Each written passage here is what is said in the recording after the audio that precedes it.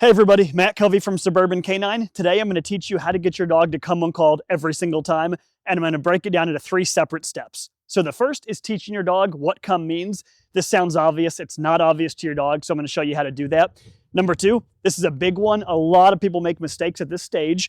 What they do is they teach your dog to come when called, but they don't teach them not to run away. Sounds obvious, it is not. So we're going to spend some time there. And the third one, this is a huge one. This is probably the most common.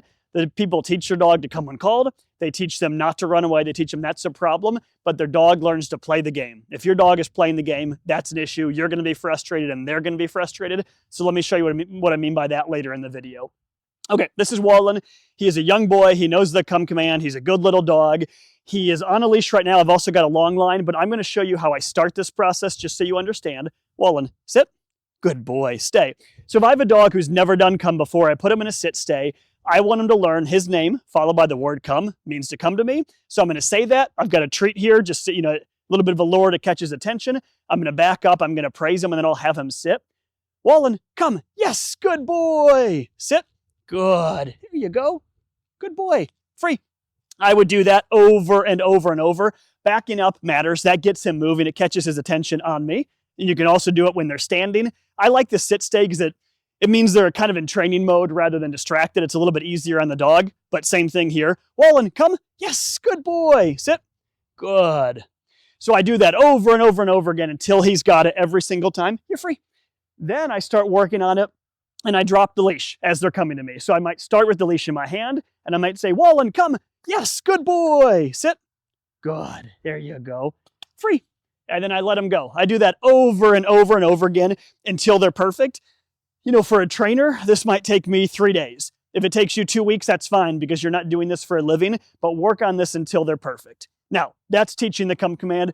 Most people do fairly well there. The next step is where we start to see more issues, and that is teaching the dog that come, not only does it mean come, but it means don't run away from me. So picture little Wallen here. I've just done this for a week or 2 or whatever. He's learned come means come over, he gets a treat, and that's great, right? He's learned that well, but he hasn't learned not to run away. So let me give you a human example.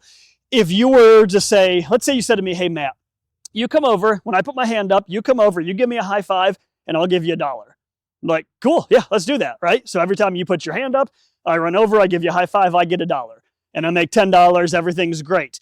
Then all of a sudden I get distracted. Let's say, I don't know, my wife walks by in short shorts and I'm like, oh, hey, I'm going to go say hi to her. So I walk off to chat with her and you put your hand up and I don't come. I'm like, well, no, I don't need $1 right now. I'd rather go talk to her, right? I'm distracted. I'm intrigued by something else. I want to chat with her. I don't want that $1 right now. And what happens if you get mad at me? And you're like, hey, that's a big problem. You should not do that, right? You were supposed to come get this $1.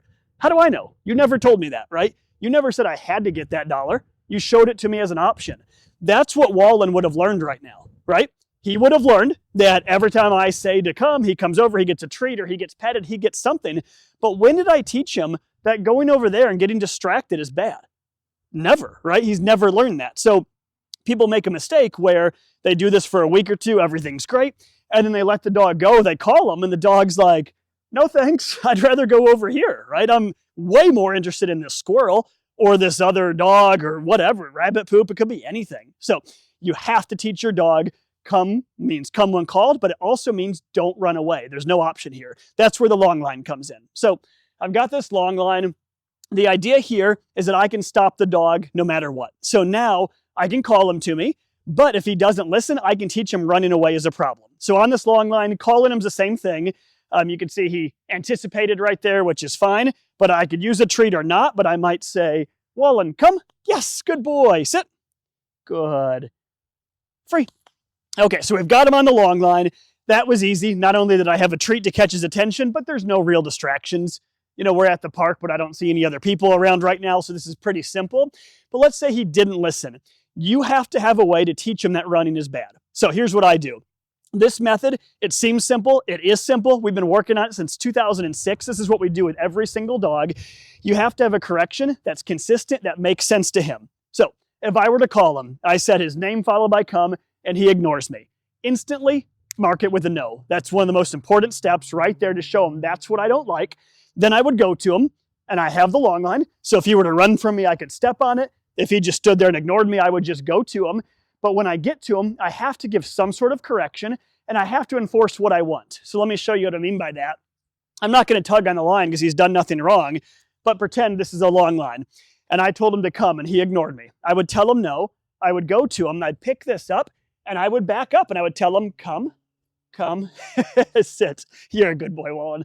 So I would tell him, come, sit with those corrections, with the idea that I'm making him do it, right? He's hearing that command and he's finishing it. We have to do that every single time. So he needs to realize that when he doesn't come, it's bad, right? Now, people hear the consequences or the word bad and they think about, a lot of negativity. There has to be some sort of consequence, right? If there's not a consequence, he's going to do it whenever he feels like it. So, which isn't going to be all the time. So this is my consequence. It's not harsh. It's not loud. The level of your correction depends on the dog. It depends on a lot of ththings. It depends on the dog, depends on their age, their temperament, how long they've been in training, also what they did wrong. So he's not my dog.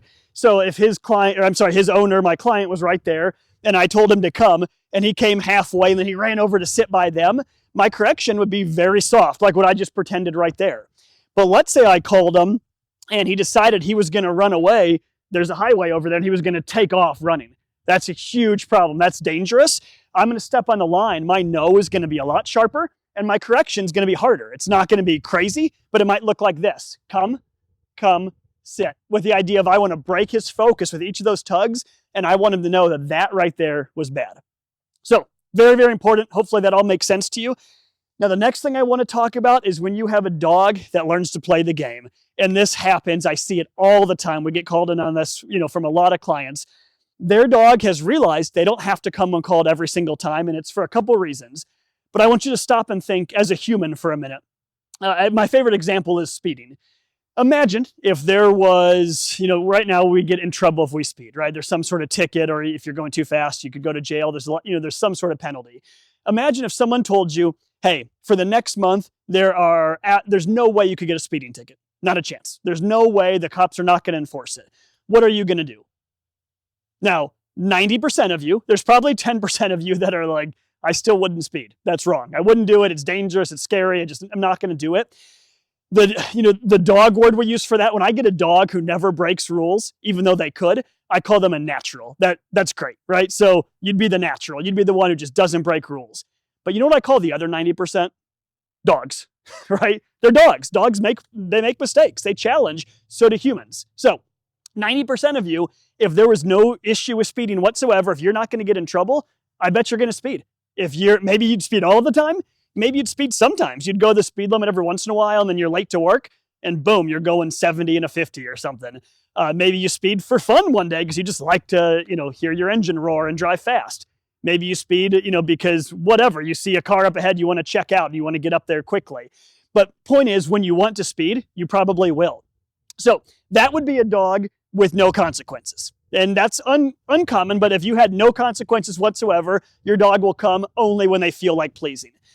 Now here's where it gets tricky. Dogs, these corrections I explained earlier, they're not harsh, right? You picture that come, sit. He's not doing come because he thinks like, oh my gosh, that correction is so bad. If I get that, it's the end of the world. That's not it at all.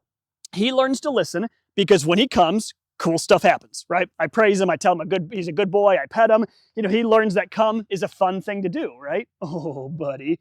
But he also learns that the odds of him getting away with it, of running from me, are zero. He has to learn that. He has to realize there's no way he's allowed to ignore me. What happens is if you don't use a long line or a remote collar or something, or in a smaller yard, you have to be really good at catching them. If you don't have some sort of consequence every single time, your dog starts to realize like, all right, it's 50-50 or 80-20, right? They realize they don't get corrected every time they don't listen. So you call your dog, you say come, and he's like running up and down the fence line with the neighbor dog, and you say, and you just walk off and go inside. Your dog internalizes that. He understands that. He starts to realize he can get away with it. So now you have a dog who plays the game. And they're going to come in a couple scenarios. They come when they want to. They come when it's super easy, right, in the house where there's no distractions. Or they come when they think, oh man, they can get me right now. And they're probably going to do it. So they might realize, okay, when you're like 10 feet away in the yard, I have to listen. But if you're at the door, no way. I know you're not coming to get me. So then you have a dog who plays the game and they ignore whenever they feel like it.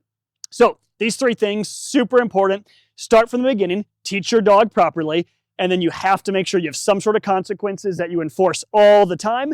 And as you're using these consequences, as you're enforcing them, you need a tool. I love the long line, but showing you again what this looks like. Wallen, come. Yes, good boy. Sit. Good. Free. It's not rocket science. It's pretty easy as long as you have this method. Work on it every single day. If this video is helpful, please hit the like button. It does make a big difference. We want a lot of people to see this video so we can help them.